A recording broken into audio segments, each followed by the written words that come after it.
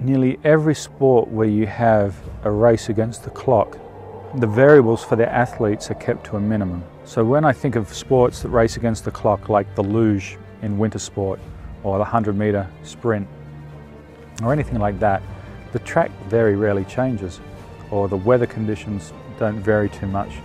So here you have a sport where you're racing against the clock, but then everything else is working against you as well.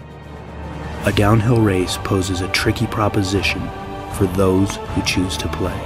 Downhill is the Formula One of cycling. You machine and pause against the clock. It's not like you constantly hear it ticking in the mind, but every little mistake, every pedal stroke, every route that you hit, every tree, rock, whatever it is, it all equates to that time at the end of the day. So then it just comes down to your mind.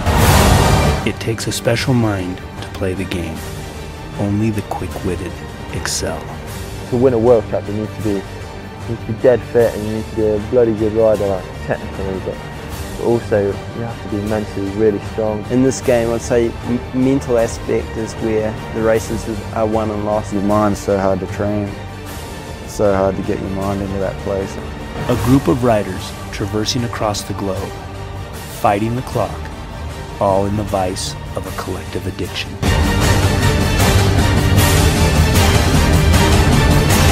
Downhilling, it's a pretty surreal sport, really. It's 5 minutes where the world fades away and nothing else matters. It's crazy to be in a state where nothing else matters. Like, you hardly ever get that way in life. You always have one or two things on your mind. And well, it's something amazing in our sport. Everything goes like that.